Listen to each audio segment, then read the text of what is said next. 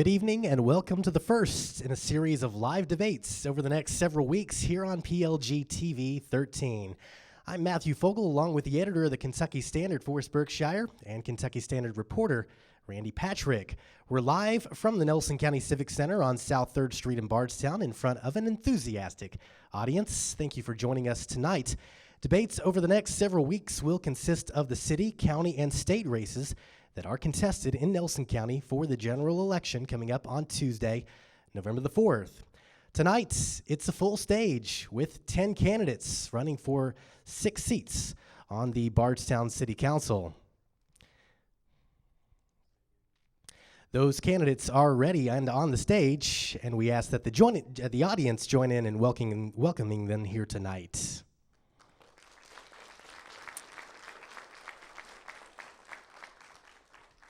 Tonight's debate will consist of 2 minutes from each candidate for opening statements, then questions from our panel for 2-minute responses from each candidate, and then we'll have closing remarks from each candidate as well. Due to the number of candidates, rebuttal time will not be afforded this evening. One of my jobs is to be the timekeeper, and I will do my best to keep this debate moving. We have designated the order of the seating and the speaking on the stage tonight based on the order that the candidates filed for the office. That order, left to right, is Robert Bobby Augustine, Richard Nest, Kecia Copeland, R. Coachrow Williams, Robert Bobby Simpson, Francis Lydian, Terry Wayne Cantrell, Fred Hagan, William Bill Buckman, and Jimmy Arnold. A quick reminder that you'll see current Councilman Joe Buckman's name on the ballots, but he has decided due to time issues that he is no longer seeking re-election. So without further ado, we'll have 2 minutes from each candidate for opening statements.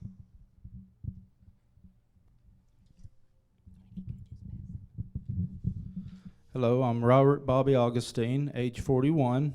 It's my first time running for political office. I'm a lifelong resident of Nelson County, married to my wife Jessica for the past 7 years, and I have 2 sons, Benjamin and Samuel, ages 4 and 2.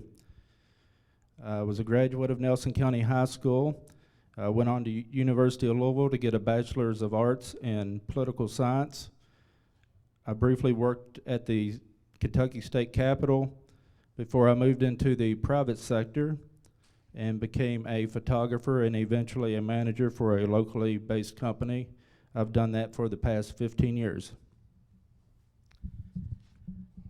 Good evening. Welcome to everyone within the sound of my voice. My name is Richard Nest. I am a resident of Maple Hill, and I am seeking the office for City Council. What a very interesting election we have this year. As a very minimum, 50% of our city council is going to change. As a minimum, 50%, and that is huge. Richard Nest's mission statement will be a platform of going forward. What is on the books is called history. We, as a group, can correct if we find something that needs to be corrected. However, it should not be a single person's platform or interest. My vision is focusing on the issues of importance that affect our city going forward. At the beginning of this term, it will be a city vision. I vision the top 2 areas of opportunity for us as City Council are enacting laws that benefit our city and adopting the city's budget each year. I know many other issues will come up, but these are my top 2. I hope that many people will see me as a person who is focused and someone who is a very hard worker with good ethics. This opening statement, I prefer to call it a mission statement, is very short. Richard Nest will focus on the future. Richard Nest will focus on the city's values and beliefs. Richard Nest will see the big picture. Thank you. Good evening. My name is Kecia Copeland. I am 44 years old. I am the daughter of Elmer and Sherry Copeland. I have 3 children of my own, and I am a proud grandmother. I am the product of the Bardstown City School System. I am a veteran of the military. I served in the war in Iraq. I have a degree in human resource management. I am employed with Fly-J Kentucky One Health, and I have a small business of my own. Bardstown matters, and that is the reason why I'm running for city council. I hope that tonight that we give you the answers that you want and the answers that you need. I am about education and awareness, and I think that is something that the city council is missing. A new perspective, a woman's touch. And I thank you, each and every one of you, for coming out tonight, because at 7 o'clock, I know there's many things that you could be doing other than this. So thank you very much. My name is Roland E. Williams, and most of you know me by my nickname, Coach Rowe. I'm officially listed on the ballot as R. Coach Rowe Williams. My wife Rita and I have been married for 41 years, and we have 2 adult children. Our daughter Monica is a 2nd grade teacher in the Bardstown primary schools, and our son Rashawn is a part-time supervisor at UPS. I'm an active member of First Baptist Church, where I serve as a trustee. I also work in the sound room, and I'm a Sunday school attendee. I graduated from Morehead State University and Western Kentucky University, and I've taught at Bardstown High School for over 30 years. I was also an assistant commissioner at the High School Athletic Association. I worked there for 4.5 years. I'm currently employed as a part-time teacher in the Bardstown Independent School System.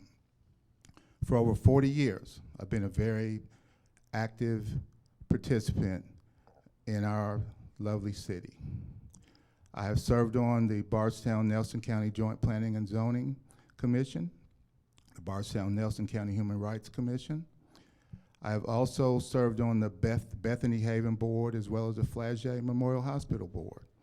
In addition to that, I've served on the Bardstown Metropolitan Parks and Recreation Board. I'm a member of the Bardstown Optimist Club. I'm a former member of the Girl Scouts of Kentuckiana, as far as a board member, I should say. And I'm a member of Euclid Lodge number 13.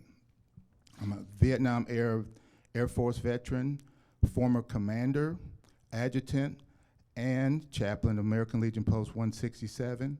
And I'm currently the Optimist Governor from Kentucky, West Virginia. I'm seeking my 4th term on the Bardstown City Council. Thank you. Good evening. I am Bobby Simpson. I want to thank PLG and Kentucky Standard for allowing us to be here tonight. I'm a lifelong resident of Bardstown, the son of Gladys Dennis Simpson and the late Marshall Simpson. My wife Carol and I have been married for 56 years. We have 4 children, Cindy Hutchins, Terry Adams, Melinda Munnan, and Robert Marshall. We also have 9 grandchildren that we're real proud of. We have 4 great-grandchildren. I retired 14 years ago. I retired from Salt River Electric after 43 years. I have served on the Bardstown Emergency Planning and Variance and Red Cross boards. I am serving on PATH and NELCO boards. I'm an active member and elder of the First Christian Church in Bardstown. I'm also a longtime member of Duval Lodge in Bardstown. Presently, I'm chairman of Electric and Cable Department, the Safety Committee, and the Cemetery Committee. I serve on the long-term planning and band, and band committee. I've spent the last 14 years focusing my time and energy and experience in the help and the need of Bardstown in our community. Some of these issues that will be coming up in the next term, I think, will be traffic concerns, water source, current ordinances that we need to address, and be more aggressive in our infrastructure. I believe my knowledge in the utility business and management skills has been an added asset to the council. However, I believe the most important thing I have to give to the community is my willingness to listen and help the people of Bardstown.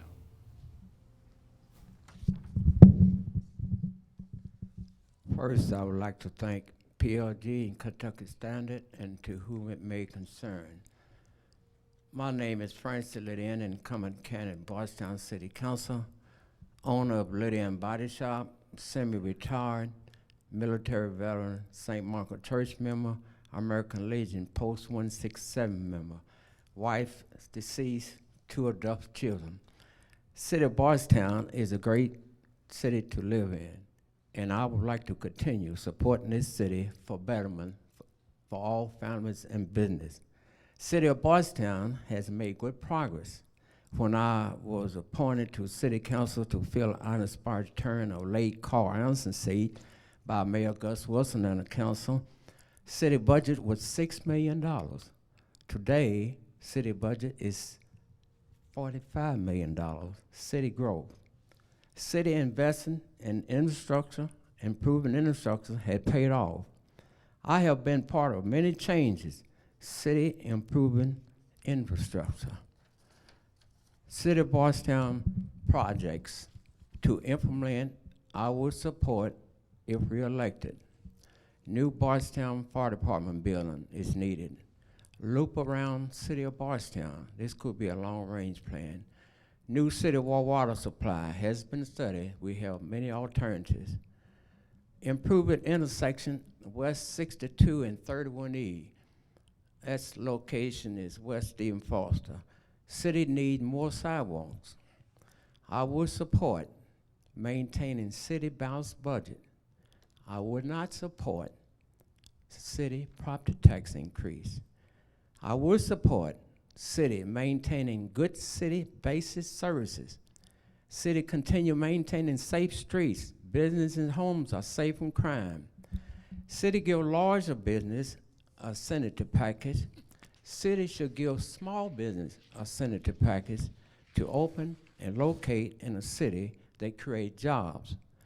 I have many years experience in city government, dedication, experience, and leadership, and I will appreciate your support and vote.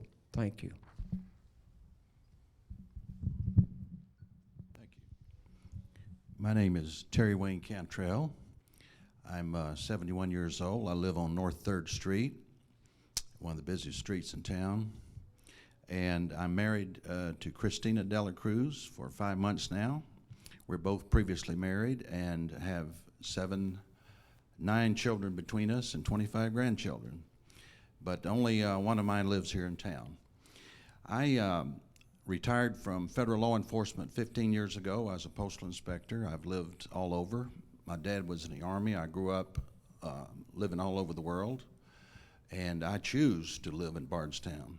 I could live anywhere I wanted to, really. But I love this town, and I want to get more involved. I have been involved to some extent. I have taught school here since I retired.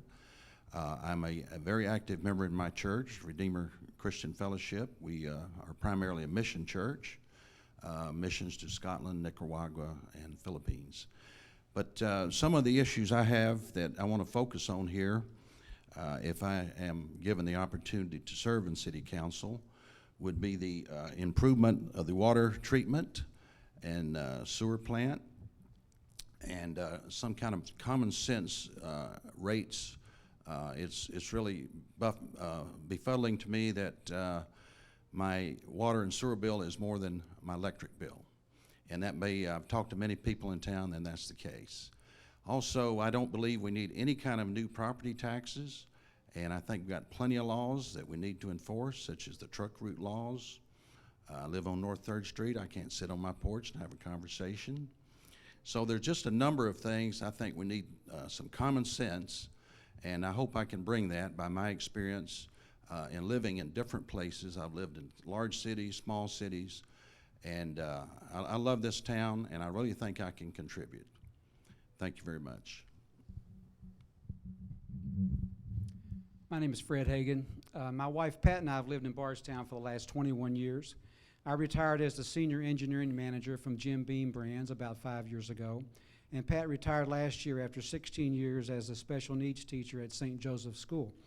Now, during the last 21 years we've lived in Bardstown, we've been active at St. Joseph Parish, Habitat for Humanity, the Caring Place Women's Shelter in Lebanon, Leadership Nelson County, and the American Red Cross, just to name a few. And in all of these organizations, one or both of us have held leadership positions. Pat is currently on the board of directors of the Caring Place, and I'm currently the vice chair of the American Red Cross board of directors.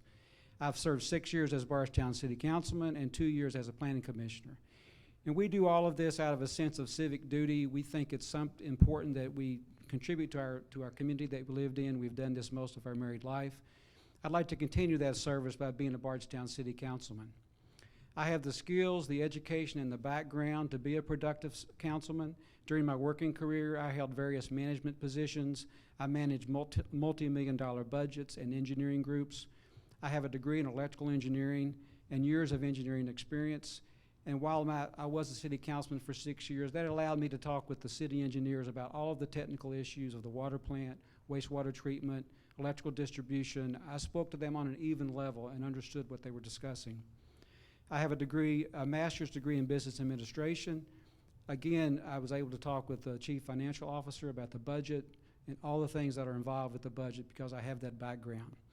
I also have the soft skills that are needed to make decisions by committee, which is what the council does because no councilman does everything on his own. You can find out more about me if you visit my website. It's hagan4bcc.com, and I'll repeat that again at the end of the evening. Good evening. I'm Bill Buckman. I've lived in Bardstown all my life for 56 years. I was born to James and Helen Buckman. I have one daughter and one granddaughter. I graduated from Bethlehem High School and attended Jefferson State Vocational School in the 70s.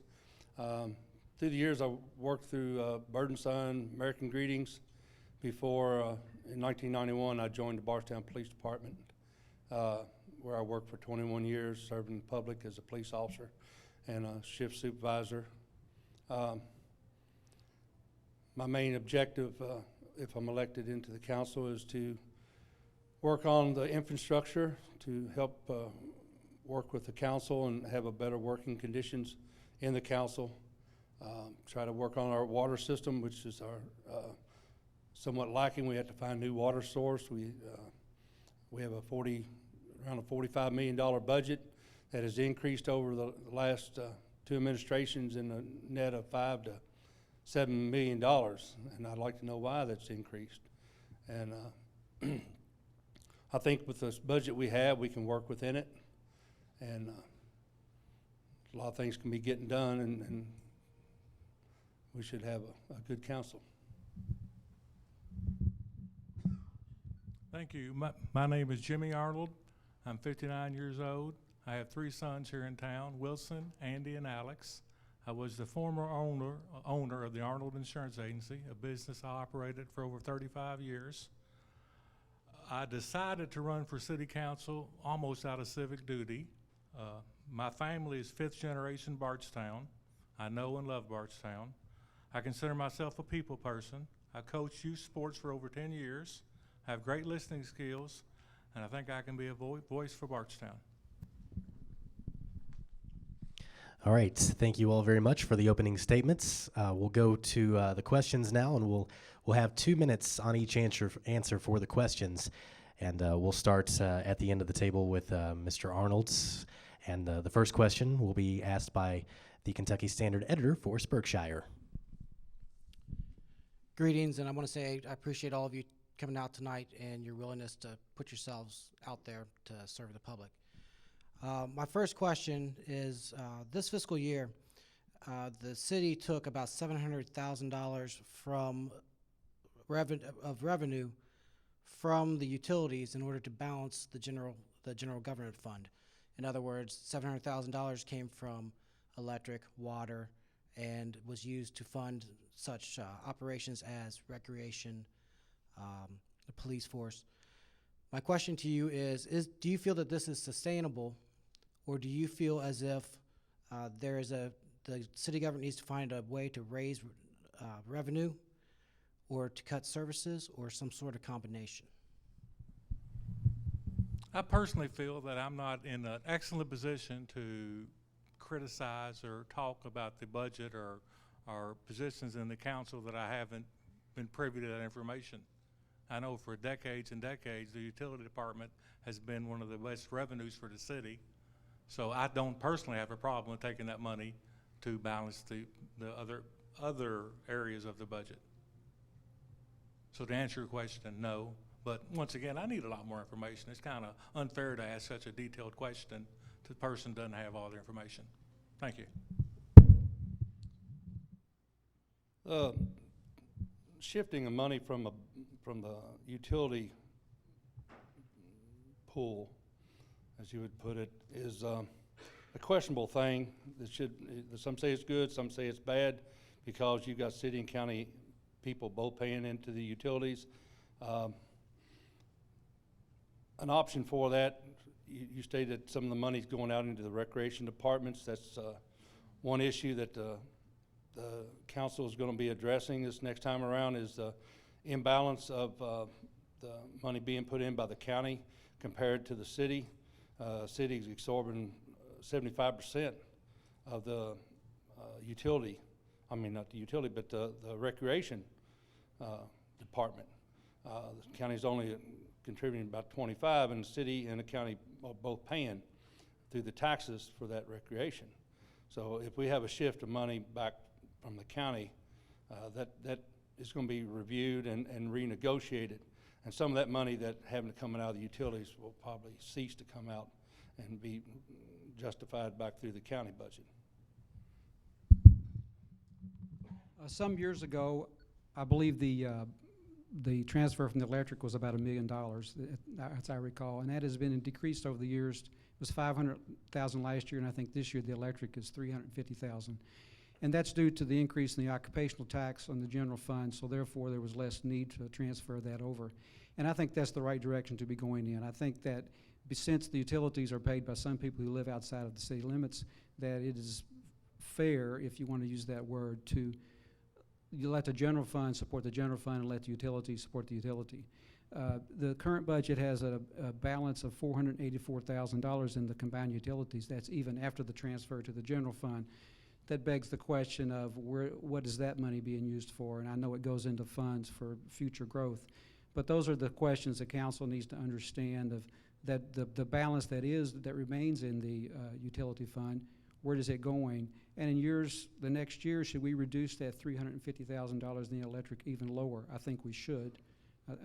To zero, I'm not sure you ever get to that, but I support the philosophy of the utilities supporting the utilities and the general fund revenue supporting the general fund. Well, it's been my experience living in different places that they're always wanting to increase. I'm for lowering any kind of rates that I can, any kind of taxes, and as far as trying to pay other parts of the budget, which I haven't seen the budget, but on the backs of the people that have to have water and electricity and utilities. And when I say utilities, I'm not talking about cable and internet and TV. I'm talking about things you have to have for life, and that's water, and we should not have a sewer rate 1.5 times the water. There ought to be some other way to get the money and raise the money and use some common sense. And it's been my experience working in the Postal Service as an inspector, but also as an auditor, and federal government in general. If you got money left over at the end of the year, let's spend it. Let's do something. Well, let's try to lower something for a change. I mean, a town this size with a budget this size, and when I first moved here 14 years ago, got this high-speed cable internet, all this high-tech stuff. Some priorities somewhere are wrong, and I think that's what we need a fresh look at. Is what are the priorities? Where are we going to spend this money, and do we need to keep raising more? And I'm absolutely against any kind of new taxes and any kind of new laws that we don't need. We've got more laws on signs and things that we need right now. We need to use some common sense. Thank you. I would not support increase in property tax for more revenue. We have a very tight budget, but financial city of Bardstown is in good condition.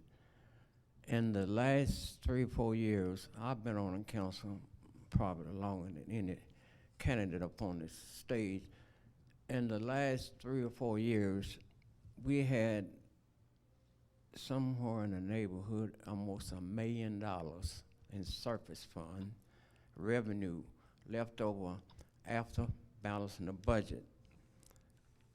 We could, and I have made a recommendation to the finance officer, that we could use some of those funds without raising taxes and also pay for many aspects in the city. With $1 million in the last 3 or 4 years, and all the many years I have been on the council, this is the first time that we had that kind of revenue left over. And I think we could put certain percent in reserve, and we can use another certain percent on our general account. And I do not think we need to raise taxes. Well, the answer to your question on whether we should use the electric money for the general fund, is that what I understand?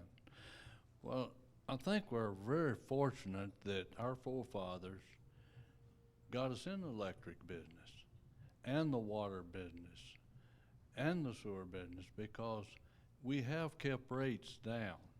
Rates on your electric, if you want to check it, it's better than most around. Now, if we make extra money, which I think we either cut the rates of the electric more or use the money for the general fund. If we're going to have a business and we're not going to use the money, what are you going to do with it? So, yes, I think we should use the excess money for the general fund. What Fred said earlier was pretty correct, as I remember it.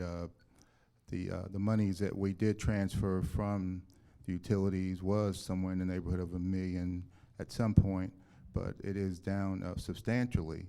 But as Bobby stated, the utilities is a business, so it would be the cable and the internet, as well as some other areas. But the thing that we have to remember as we need to transfer monies from our utility fund, we have some areas, for example, the fire department operates at a deficit every year. So does the police department, so does the rec department. And so there are some areas that are not self-sustaining. And so we do need to take monies and shift them around. Now, there was some discussion about what we pay into the recreation department, and as you are aware, that is a subject that will be under discussion here in the future.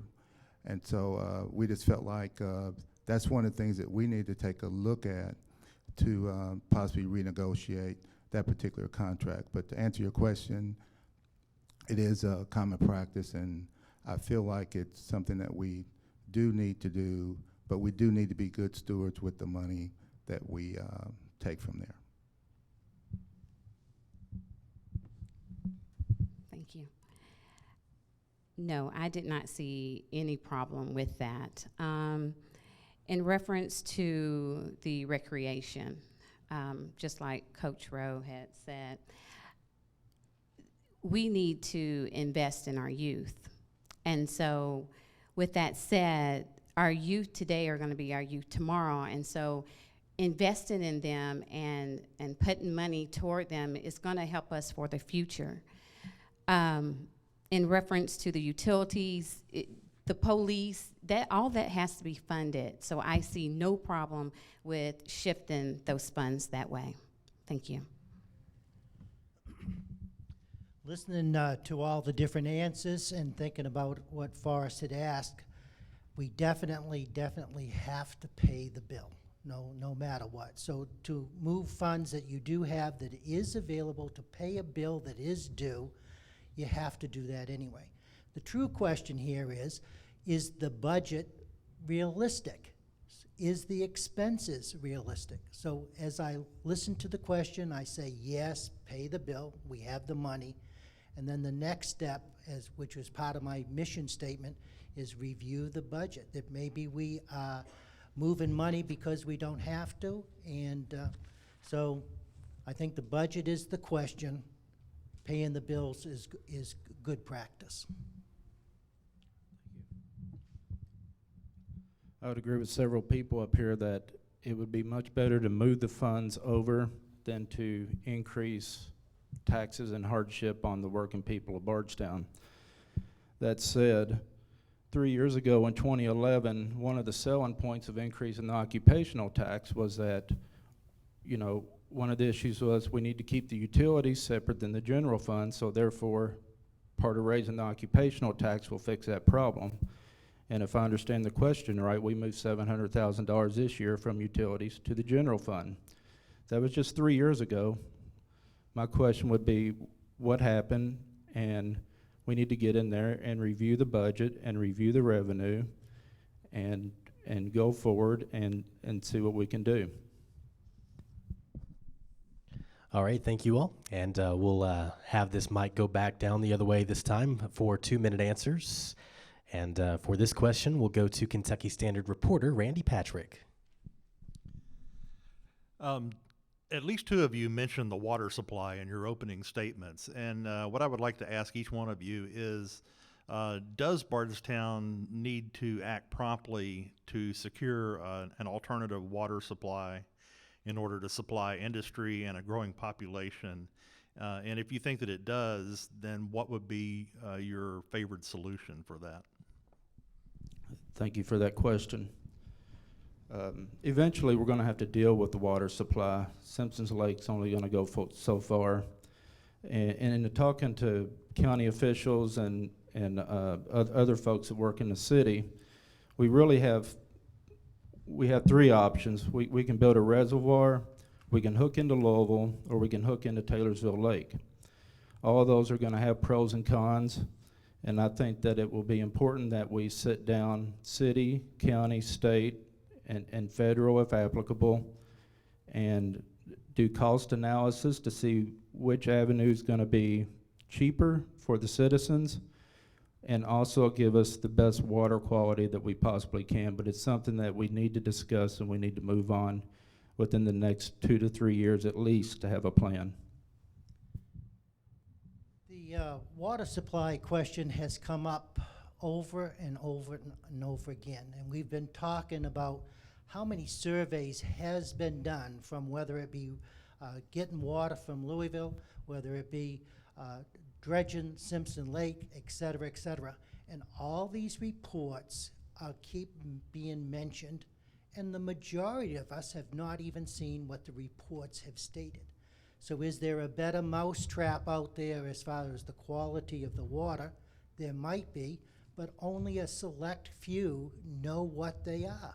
So it's very difficult to ask us what would be a better alternative when we might already have it. When you talk about that, I believe we even wholesale water today. So we're talking about getting some money, some water in from other places. We're talking about dredging the lake, et cetera, et cetera. So I guess the water supply question might already be answered. There's numerous reports out there. I think once we get a chance to take a look at those reports, maybe we'll be able to put the city in the direction that is best for everybody. I would really like to see the city council take a stance on the water source and supply. I know that it's been going on for a while, and it's necessary for the future of Bardstown. We are growing, and we're going to continue to grow. We're progressive, and so that is necessary to even keep or attract people to come here, we want to make sure that we're delivering what we say we're doing. We have to be educated, and we have to do more research and make sure that it's cost effective as well. I know there are other alternatives out there. I would like to see the Louisville option if that's feasible, but we have to be educated in that realm, and we have to know what's going on, and we have to make educated decisions. But a decision does need to be made. Thank you. We have, in the last couple years or so, in our long-range plan, we have looked at some other avenues, some that they were already mentioned, Taylorsville Lake, possibly Louisville, or possibly another reservoir or whatever. We all have to understand that we're not the same Bardstown that we were before. We're progressing, we're growing. When I first came here, for example, we had 3 high schools. We have 4 now. We have more middle schools, more elementary schools. So what that basically means is we have more population. We have additional industry, and we have a lot of people that want to come to Bardstown as a destination. So having said those things, we have to realize that we're going to have to come up with another water source. And if my memory is correct, when we investigated the possibility of using water from Louisville, it's my understanding that they treat their water differently than we do, which require us to retreat what we get from them, which would make it more expensive, and it may not be cost effective. So yes, we do need to come up with another source. We're very fortunate this summer. The water table was relatively stable. We didn't have a long drought or anything like that, and so, but yes, we do need to look at another water source for our community. I agree with what Roland had to say. The water thing has been a big issue since Mayor Hibbs and when Dick was mayor, now when Bill's mayor, it's been a water issue. Now, yes, I do think we do need a supply, but we've had several things done and tests made and what have you. They keep telling us that we've got enough water to last us another 40 years, really, is what it's for, another 40 years. But I know you all have heard a lot about water, and there's a lot of people said something about water tonight. But we have done a lot in water. Mentioned the chemicals and the treatments and what have you. We've redone the ActiFlow at the water plant. We've just put in $1 million storage tank. We've been addressing the water on some issues. But your question on whether we need another source, I think we need another source, and I think I think there's something in line that we may come up with something here within the near future. But we've got to keep working on it, or it's never going to get done. I agree with the other councilman. We do need plan for water. Let me kind of explain to you. At Beach Fork River, we have 2 pumps. We got 2 acres, 2 lagoons, 2-acre lagoons. We pump from the river into these lagoons. One pump has been out of operation. Our city engineer has got it back in 100% operation. And since those 2 pumps have been in full operation, we have had our lake up to full elevation. When our lake is full elevation, it's about over 4,000 acre-feet of water. We're not in the critical stage. We wasn't in the critical stage when a few years ago when we were local. We depend on our city staff and our city engineer, but we do need plan for more water. We have many alternatives. like some of the councilman candidates indicated, we got Lower Water, we got Tellerville. Also, we can dam up, like we did at Beach Park, Buffalo Creek. Okay, you got Buffalo Creek and you got a campground, but each one of those are very expensive.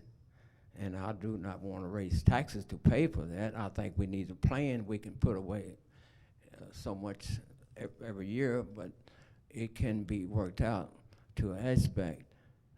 And like I indicated, we need a plan for water, but the lake is not critical at this time. Thank you. Well, we newcomers are kind of disadvantaged here as far as detailed statistics, et cetera, but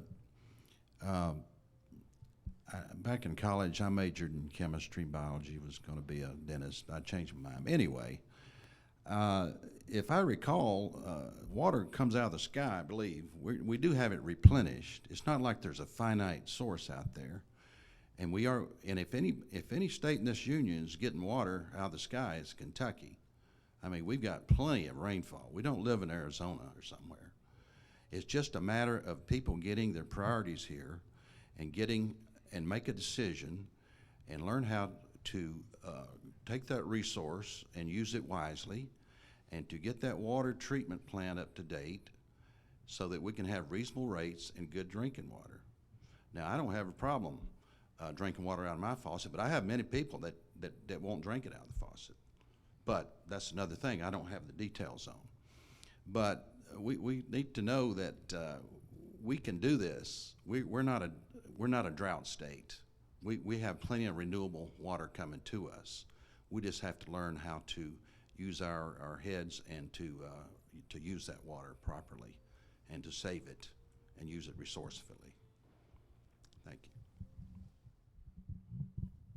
In late 2010 or perhaps early 2011, the city spent $20,000 in grant money to authorize a study for the water. And here it is right here. It was issued in December of 2011. It's about a 45-page engineering study, very detailed. I was on the council at that time. I was the head of the water committee. I'd had several phone calls with the engineer who did this and really dug into this. It's an excellent tool that we have at our disposal that we can use to evaluate the needs of the city for the water. It has all the inputs, it has the outputs, it talks about the 100-year drought. It's very detailed. Before I left the council, I wrote a 5-page analysis of this and sent it to the council and the mayor and urged them to use this tool to do just what we're talking about here, without emotion, without the drama, evaluate what our needs are, and then make the political decision, which is what we have to first make, is how low do we want Simpson's Lake to go? What's the lowest we ever want it to be, ever, based on population, usage, industry, wholesale water customers, the ability to siphon out of the lake that we don't have now. There are all kinds of complex and complicated issues that are involved in this. And we have that tool right here. The council could pick it up tomorrow and start working on it. It's not something, we don't have to have another study. We don't have to talk about all these options. It's right here. I urge the council, I urged them before I left the council to use this tool. I urge them now to use it. It's still valid. We need no more studies. It's at our disposal. Thank you. The water problem in Nelson County is as far back as I can remember. We've had the droughts. We've had Simpson Lake decline back around the curve. At that time, there were suggestions of have it dredged, which would increase our water capacity, I think around 12 million gallons. It was never done because it rained. Okay, we don't have a problem anymore. Seems like every time we have a drought, then it rains. The long term, I agree with Mr. Hagan. I think they've had a plan, and we've never had an administration that would take it and run with it. I think it's made our infrastructure weak. I think a lot of businesses have bypassed us for this reason, that we don't have the resources for them here, and we need a better water source. I don't think we need to go to Louisville. That would be my last option, because then we lose price structure. We can lose the control. They control the water lines. Our water plant, a $13 million investment. you have to pretty much come to a standstill because we can't use the two waters together. So we'd be at the mercy of an outside entity. And as much water as we sell and so forth, and it's common sense the rates would have to go up if we start buying the water. I think with the new presidential administration coming in, I think there'll be a lot of grants, a lot of money available for infrastructure. And if we have some grants in place to apply for these, I think the money can be found to build us a water source. And we need to stay within the county and control our own water. I remember when they built Simpson Lake, it was such a grand project, and the lake itself just seemed so huge, and nobody could ever foreseen the problems that we're talking about right now. And personally, like I said, I'm not privy to the prior council's information. Personally, the way I feel, I would rather take care of the problem internally than looking to Louisville or Taylorsville, and just see what we can do and maybe process it into another recreational possibility and look at the way the utilities have supported itself, and maybe we could turn that water into the same situation. All right, thank you all. And we'll have 2 minutes for each answer on this question, and we'll go back down the line with the microphone on this. And I'll ask this one, and we'll start with you, Mr. Arnold. And this is that planning and zoning question that you expected tonight. And some have said planning and zoning, this includes historical review board in Nelson County and Bardstown, should be streamlined, but they don't say what they mean by streamlined. So in your opinion, is it too strict, not strict enough, or just about right? And what changes to planning and zoning in Bardstown, if any, should be made?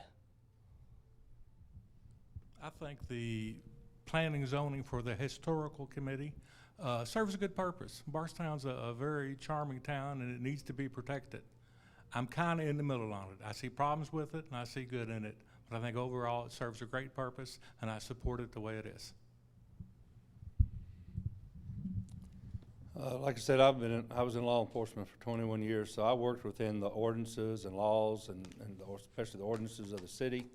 Our zoning ordinances and our historical, it's like a two-edged sword. It depends on who it is, how it's catered to, so forth. I believe our ordinances are weak. They need to be revised. They need to be gone back and gone through and given merit that our code enforcement people can enforce, and give them some merit that they can stand on their own accord and be enforced. And that way it'd be fair for everyone. You can't have one direction for one and one direction for another because they're so vague. And that's why it's being done that way. It's not a personal thing. It's just you can manipulate it another way. So I think they need to be looked at and revised and strengthened and enforced evenly across the board. About 45 years ago, the county government and the city governments in the Nelson County, they had an interlocal agreement where they formed the Joint City-County Planning Commission. It was one of the first ones in the state, I believe. And by law, that is a separate entity from the county governments and the city governments. I was a planning commissioner. Planning commissioners are assigned by those legal entities, but then they hire the director. They are their own separate, legally separate entity from the governments. The city government has no control over planning and zoning. That's the way the law was written, to take the politics out of it. So to ask a city councilman how he would change that is really a moot point. We have no control over it. People think we do. The magistrates have no control over it.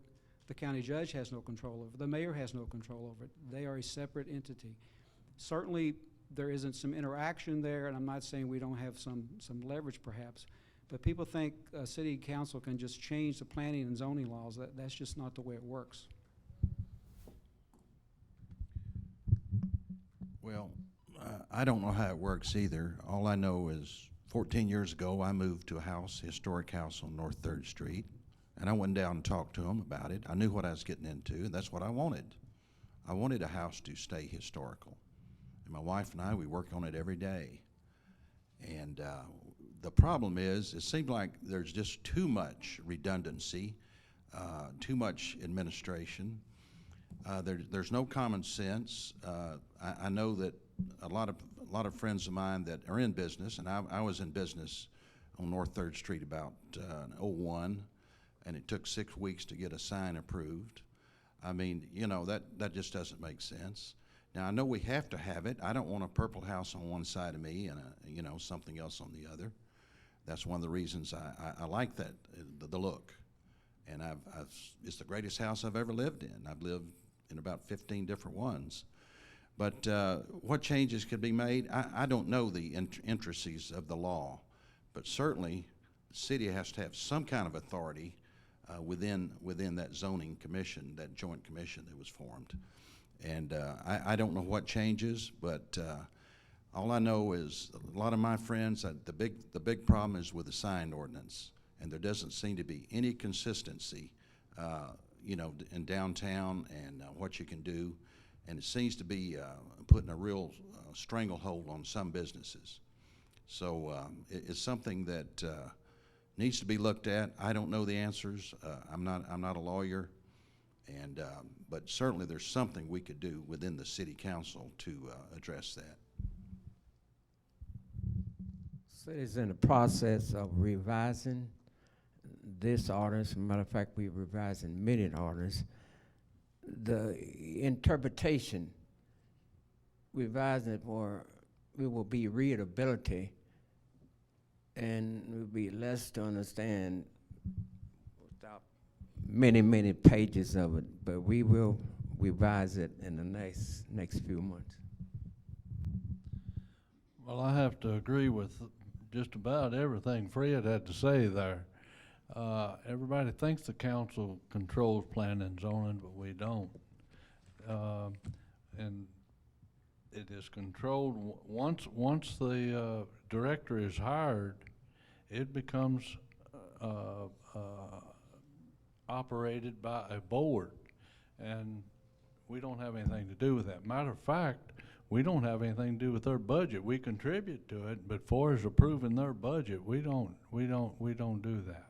But now to answer your question, the big thing I think we need with planning and zoning and historical is to be more business friendly. Now, I don't want Bardstown to go haywire and have pink houses on each side of each person, but there can be some common sense and be more business friendly is what I'd like to see out of planning and zoning. Thank you. A concern that all of us have is, and no offense to our neighbor a little north of us, but you know, we don't want a street that looks like Dixie Highway with signs, you know, and that's just my own personal opinion. But I think a lot of other people feel that way too. But you mentioned streamlining. I'm assuming that they possibly meant that the process or the hoops that they have to jump through in order to get something accomplished is more streamlined. And they're most certainly, they're trying to work on that. They're trying to take some things that we normally would look at and maybe be able to make that decision themselves. But I just want all of you to know that I had the opportunity, and I'm going to say the pleasure, of serving on the Planning Commission. And I'm going to be honest with you, a lot of people view it as a thankless job because a lot of times when people go before them, they're not happy with the rules and the regulations. And a lot of the rules and regulations are made by the state, and then of course, we as a city, we have our own, and so they have the pleasure, and I'm being facetious here, of trying to enforce laws that are on the books.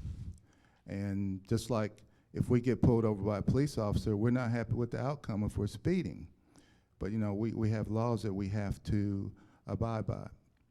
I personally think that they do a good job, and that everybody in this community should have an opportunity to serve on the planning and zoning for a short time. And maybe perspective will change a little bit. Thank you. Serving on the 2014 Nelson County leadership, I had the pleasure or I have the pleasure of knowing a young lady who works intimately in this area. And I didn't really know what was going on with the planning and zoning until I was educated in it. And that's the number one thing. We have to be educated on what is going on with that particular commission. Until you know or you're educated in it, you don't understand what's going on. You don't understand why a business may not be able to put a sign out on the sidewalk, you know, and those are important things. And as a community, we need to know those. I'm for it. I want to make sure that it's workable, that the commission is making sure that we have workable standards and that it's effective. Also, that the ordinance is clear and concise. I know just reading an ordinance, you know, it's many, many, many, many pages. So I have to stop and then I go back again. I've traveled many, many places, and I am proud to say that Bardstown is second to none when it comes to being a historical town. Traveling to Vermont and Massachusetts and places like that you know it's beautiful. But when you get here in our hometown, it's intact. And you can see the history and you know why people want to come here. And so you have to say kudos to them for doing such a great job. But yes, there are some things that will need to be changed. And the first thing is making sure that everyone understands what's going on. Thank you. Planning and zoning, in my opinion, is one of the best alternatives we have to keep our city in its current state and to allow us the opportunity to grow as we do grow. As you know, historical areas in a city, I think it is extremely good. I think we should keep it up. I think we should maybe look at it a little bit differently to make it more streamlined. As you know, plan and zones on a map on a city, you have a zone here, you have a zone there, you have a zone here, and each zone allows you to do something within that zone, which is good. But what happens is, as the 10-year plans come up, you get an opportunity to review those zones and to make adjustments. So planning and zoning is excellent. We do, historical is good. And the adjustment that we have to make within the city as we grow within those 10-year plans or whenever we do that adjustment is how we will make the city much more better. I would agree that we have a great group of people that work in planning and zoning, very professional, and they know exactly what they're doing. I think that we need to have planning and we need to review our 10 and 15-year plans every year when we're doing the budget. What I would ask is that we reduce some red tape. We make Bardstown a little bit more business friendly. We're going to have a gentle balance to keep the historical qualities while we're doing that. You know, some of the notes I wrote down here, and really it's kind of amazing. If anybody out there has the solution to this, I'd be real happy to hear it. Simplified, enforceable, fair, consistent, business-friendly, easy to navigate, while keeping Bardstown's historic value and natural beauty. I'd like to know if anyone has the answer to that question. So I think that we're going to have to sit down in a group, in several groups, and with planning and zoning, and see exactly where we want to make those compromises. All right, thank you. And we'll go back down the line with the microphone this time. We'll have Mr. Augustine answer this next question first. We'll go 2 minutes on each answer. And for this question, we'll go to Kentucky Standard editor Forrest Berkshire. Ask most visitors when they come to Bardstown to describe it, and they most times will use the word charming. And I think we can all agree that Bardstown is a charming place to live and visit. The city has grown over the last several decades, and all indicators are it will continue to grow. What can City Council do to preserve our small town feel or our charm while still encouraging economic growth? That's a great question. No one council member can do anything. City council together can make some, can put some ideas forward. But as far as the charm of Bardstown, I think the charm of Bardstown is in its people rather than its buildings. And we have some beautiful buildings, and we have some beautiful roadways, and we have a nice downtown area. But I think it's in our people that live here that make Bardstown charming. To have the terminology that Bardstown is charming is fully understood by the many people who visit here. But what happens is it's outside the downtown area where we seem to fall down, where we seem to be more concerned with, as my friend Fred Hagan said, the 4 original city blocks that started the original city. So instead of just being charming for the people who visit our city, we should be looking at of how we can make the city overall be charming. And as you know, when you go out walking and talking with the different people, you can go into certain areas and a lot of people are all smiles. And then you go into other areas and they're not as sort of friendly as what they should be. So the question of just making the town charming, we have a lot bigger challenge with outside that downtown area that we should be concerned with and working on. Well, I'll agree that Bardstown is charming. I think everyone up here is charming and everyone out there is charming. But traveling around the world, there's no one like Bardstown. When you think of Bardstown, you think of this historical town, and everyone speaks to everyone. You know, there's hello, goodbye, and you don't see that in the cities. But I would say all areas say hello, and I don't think, I haven't experienced the point where, you know, one's walking grumpy or one's not speaking to one another. I mean, you know, everyone speaks to one another. As a city council, I think that we would need to be progressive, continue on being progressive and being proactive. Bring in more opportunities here to Bardstown, because as Bardstown, I mean, we become an aging community and we need more youth to come in to Bardstown. And in order to have the youth, we need to get them involved as well. I've heard of many, many people that have come to visit Bardstown and say, your kids are very well mannered. That's something to be said. So that goes in with charming as well. So I think Bardstown needs to think also about getting the youth involved, because the youth are tomorrow's future. Okay, use the word charming. As I go other places, I hear people refer to Bardstown as beautiful also. But obviously, we're a historical town. We all know that a lot of our major, well, I won't say a major portion, but a portion of our income is derived around here from the tourist business.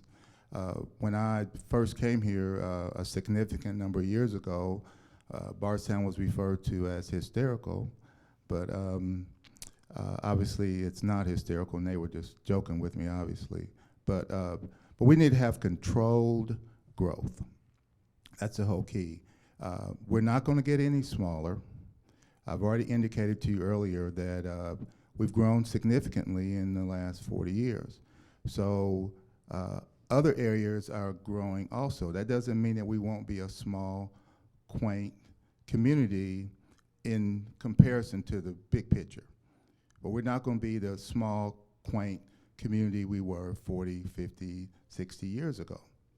So we have to be proactive, as was already stated, and we have to do the things that are necessary for us to keep our uniqueness. Thank you. Well, one thing about Bardstown, and those of us who've lived here all our life know what made it Bardstown what it is, and that's the people. That's why Bardstown stands out. They work together. we talked about the different things, the ordinances and the planning and zoning and what have you. All that has made Bardstown what it is to be charming. You know, we keep saying the most beautiful town in America. Well, I thought that a long time before them other people come to Bardstown and told us that. I already knew it. I agree with, excuse me, I agree with Councilman Rowland. Proactive. I think we need to continue controlling the growth. My concept of controlling the growth, I always like to draw a circle, and I think we should draw a circle around city of Bardstown relating to annexation, because annexation create growth. And once we reach that point, we stop. And that way, I think we can control the growth. I have made recommendation many times that we draw a circle around how far do we want to, how big do we want the city of Bardstown? And I come in contact with many people that moved here from many states, and they like this small town atmosphere. And to keep a small town atmosphere, I think we need to draw a circle around the city. And once we reach that point, we need to stop. Then we could analyze and evaluate our infrastructure before we go any further. Yeah, I agree with what Mr. Lydian just said. Bigger is not always better. I've lived in big cities, and this is just about as large a city as I want to live in. And we don't have to keep bigger and bigger budgets and growth, et cetera. We do want to, provide jobs, and I think they will come if we provide a good business climate. And that would be in not too many taxes and laws, and attract the business, and that will attract the jobs, and that will provide the jobs for the youth, which we want them to stay here instead of moving to the Carolinas or wherever after they get out of school. So there's ways, but we just got to remember that bigger is not always better if we let it get out of control. So it is as beautiful town, as I said in the opening dialogue here, or monologue, whichever it is. I could live anywhere I wanted to. I love this town. It is a beautiful town. I love the history, and I love the people, and I love just walk around town to talk to different people. And I've got great neighbors, and it couldn't get any better. But I hope I can, if elected, help serve to keep it that way. Thank you. The question was, what can the council do to help maintain the charm of the city of Bardstown? I think that work was done about 40 years ago when the Historic Overlay District was created. That is why the downtown area, which I think most people refer to when they're talking about the charming area, that's why we have what we have. That was one of the oldest historic districts in the country. It's like the third oldest in the country. And that is why our downtown looks the way it is, despite what some people some negative things that may be said about it. I think the improvement we can do there is in infill. If you go down 3rd Street and 4th Street South, there's a lot of empty lots over in Maple Hill. And some areas, some cities like Owensboro have done a lot of infill where it's a city, it's a government, a corporate, private, they get together. It's not necessarily tax breaks. It's a way to encourage people to develop those lots. And right now, those lots pay very little property tax. They're eyesores. There is a methodology that other cities have figured out to do to improve those areas. And I've proposed that before when I was on the Planning Commission, and I've had it in discussions with some others. But I think that's something that the county or the city council can do.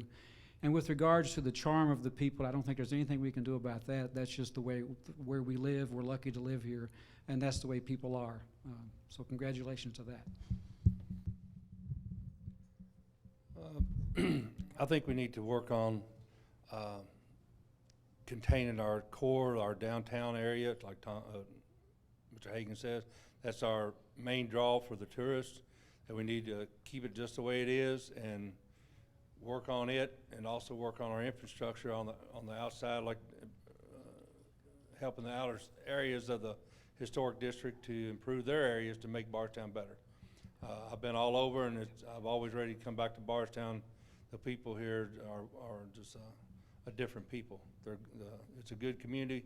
I've been here all my life. We're lucky to be here. I think the council can support the festivals and stuff more. Try to draw like our bourbon festival and our buttermilk and the arts and crafts and the barbecue. I think those would draw a lot of people outside from in. They come in, and that's the people that say we have the great town. And we need to concentrate on more of those things to draw people in, even for a short time. And they bring a lot of money into the community, and they like it here. And that's why they locate here. There's more people locating here. I'm in the gun business, and I see more and more people coming from out west, from California, from the north. They're drawn here. To stop the expansion, stop growth, I don't know how you would do it, because people are going to come. And we're going to have to grow with them. And we're going to have to supply services and things for them to grow with. They're going to grow. And but I don't blame them. I'd come here too. Charming is a visual sense, and certainly Bardstown, downtown Bardstown, is very charming. And to maintain that, I think we need to consider just a couple of problems I see. And one is the traffic flow through town. We still haven't addressed the trucks going through town. That's always disrupting. And the parking downtown, to me, is an issue too. You know, we've got a beautiful downtown compared to other cities our size. Other towns have a lot of vacancies, and our downtown is very vibrant. We're real fortunate to have the stores we do. And charming Bardstown is not downtown. It starts out on 245, starts on Louisville Road, Bloomfield Road, and New Haven Road. So we need to look at the entries into Bardstown and try to create the same charming sense we have downtown. Thank you. All right, thank you, and thank you for your answers there. And of course, we've only covered four different questions tonight, so we know there's a whole lot more to go on in the city council than that. So if there's something that we didn't touch on, of course you can touch on it in your closing statements, and we'll go ahead and go to those closing statements now, and we'll give you all 2 minutes each for those. We'll start that with Mr. Arnold. We'll go down to Mr. Augustine. So 2 minutes for closing statements. Thank you. I appreciate the opportunity to be here tonight. I would like to think my business background uniquely qualifies me for the city council. My insurance background would help me specialize on the city council. This is probably the most important election we've had in decades, with 3 city council seats available. Last time I ran, I received over 1,300 votes. I'd like to thank the citizens who had the confidence to vote for me, and please ask them to do so again. Those who didn't vote for me, I'd like to consider my qualifications and ask that they can support me this time. Thank you. I'd also like to thank everyone for having us here tonight. Like I said, I've been in the community all my life, and I've worked in the community. I've owned a business in the community. I had my own gun business for years. I worked with the police department. I've worked with every department in the city at one time or the other. I've had connection with the utilities, out there at night with the utility people, with the linemen, the water, you know, so I see what they do. I understand what they do. And I have a good working knowledge of budgets. I have good working knowledge of how money works and what needs to be done and what it takes to get to where we need to go in the future. So I'd appreciate your vote and do a good job on city council. City councilmen make very important decisions that affect your lives. 4 people can make a decision to make an ordinance or a tax rate, and it changes the lives of thousands of people. And I was a city councilman for 6 years, and I understand the importance of doing that. And when it comes time to make those decisions, throughout my career and in my personal life, when I was a planning commissioner, when I was a city councilman, I make decisions based on some core principle. It's something that helps me calm down, put away all of the emotion, all of the fears, all of the wants of people, and it helps me, it gives me some security. When I was a city councilman, that rock that I stood on, that foundation I stood on was do what is best for the citizens of Bardstown. I said that many, many times in a city council meeting. Regardless of what we would be discussing, you always have to back up and kind of turn aside from the 30 people who are in the room and want you to do one thing. And remember, that's 30 people that want you to do that. But what about the rest of the citizens? And it takes some intestinal fortitude sometimes to back those people down and vote against what they want to do. But if you stand on that foundation, if you stand on that rock, it's always something that I did. And if I'm allowed to be a councilman again, I plan on doing that again. I will always do what is in the best interest of the citizens of Bardstown. That's the one pledge I will make. I invite you to visit my website. It's hagan4bcc.com. A lot of the things I talked about here tonight, this water study, the work I did on that, it's all on there. I invite you to look at that, and please vote for me on November the 4th. Thank you. Thank you. I appreciate the opportunity to be here tonight to speak and to use some of this free advertising. I'm kind of a grassroots guy. I'm paying my own way here. I don't expect anything out of this except to serve the people, and I believe I can make a good contribution by using some common sense and some knowledge. I've been walking this earth for 71 years, and I think I've gained some wisdom. I've run businesses. I've been involved in law enforcement. I've been involved in budgets. I have degrees in chemistry. But the main thing is I'm going to be open to listen to people, and my main interest is to make life better for the common working people here. I think the businesses are doing just fine, and I think the money there's plenty of it, and we just need to get together and get our priorities right. So I would appreciate your vote on November the 4th. Thank you. If reelected, I will support all business, creating employment for families, and support all families for betterment. I thank each and everyone who voted and supported me in the past. As I indicated in my open statement, dedication, experience, and leadership. I would appreciate your support and vote. November 4th, vote Francis Lydian, City Council. Thank you. God bless.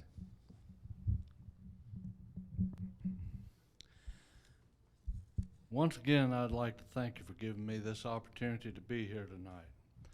I am a hard-working, honest, and fair man. I will continue to work for the people of Bardstown. I have always said that I would be available to answer your questions and concerns, and I have kept my word. No matter what the issue, all citizens of this community deserve to be heard. If I did not have an answer for your question or concern, I made every effort to find out the answer, and I did get back with you timely.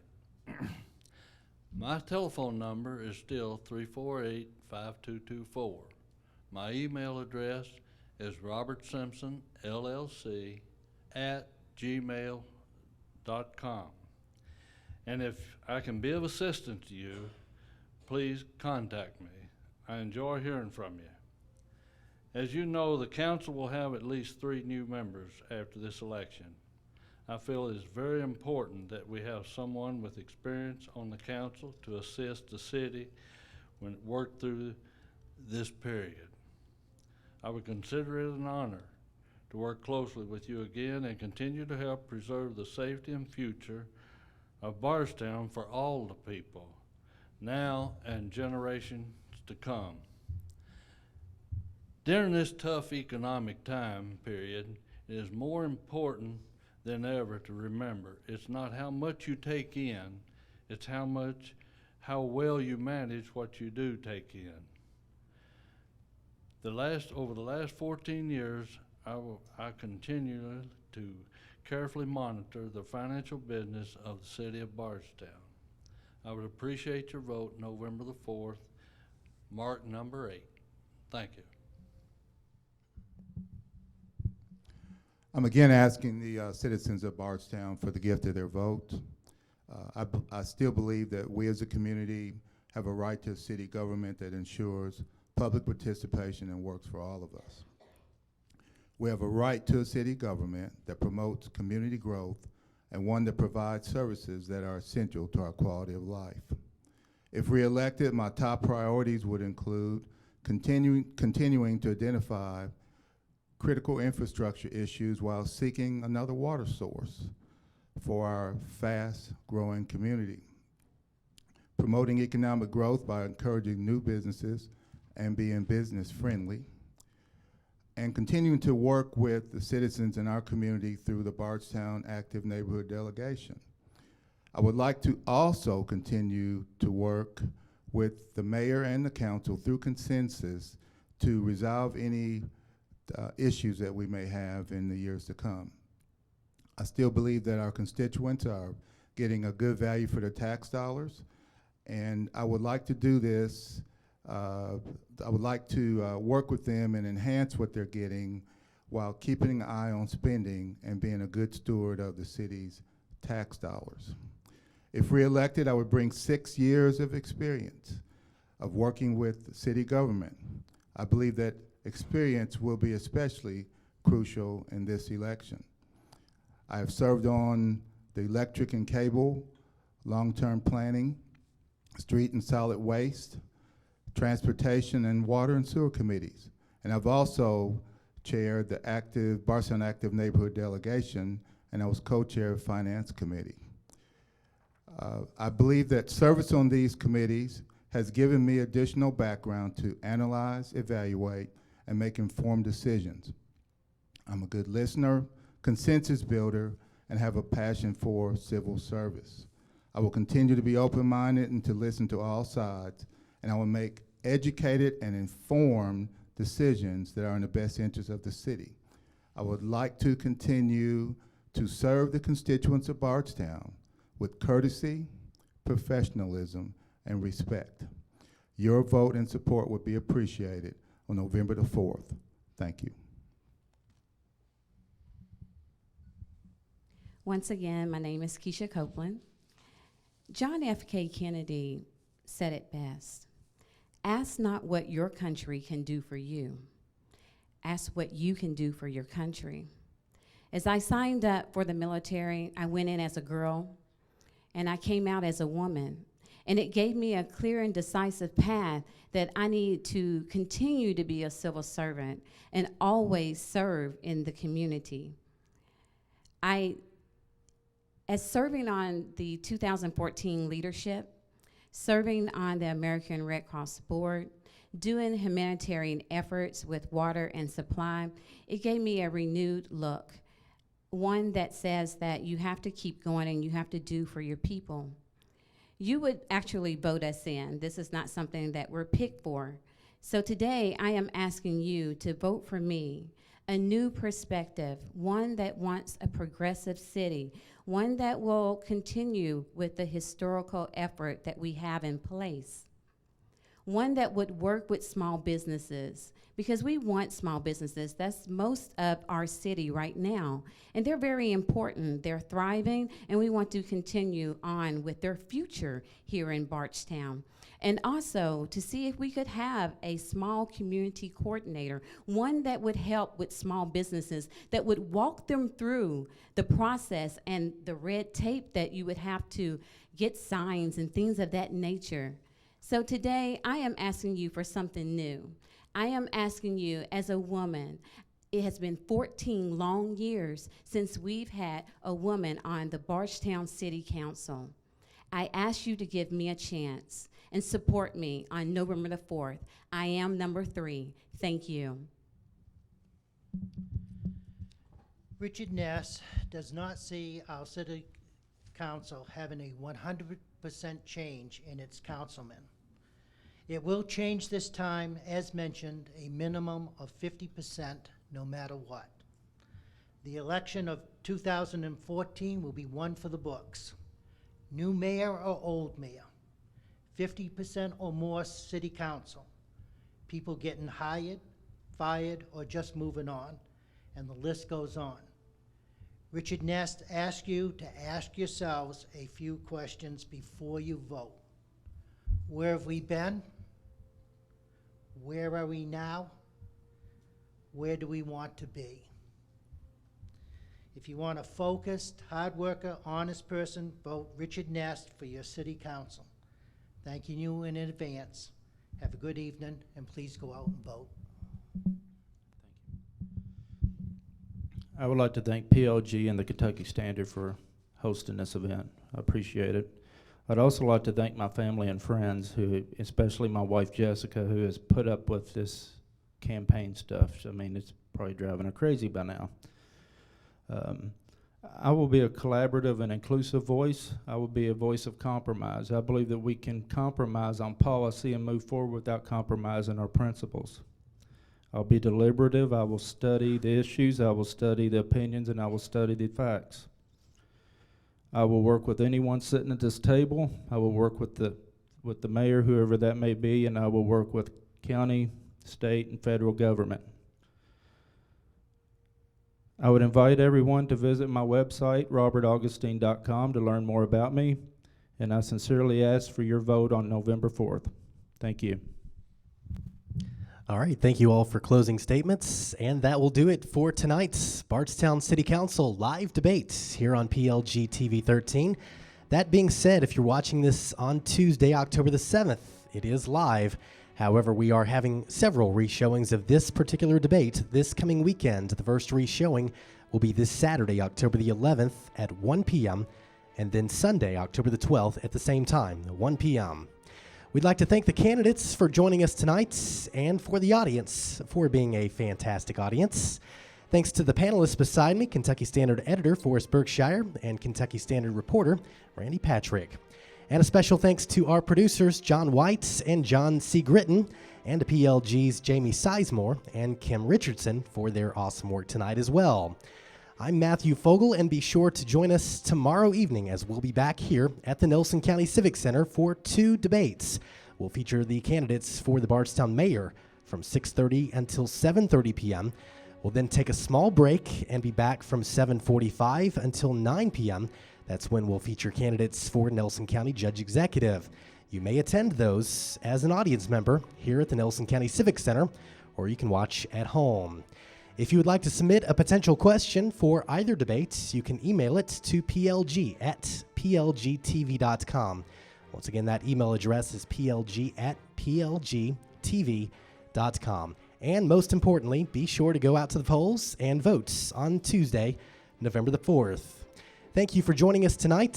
Have an excellent evening, and thanks again to the candidates of the Bardstown City Council.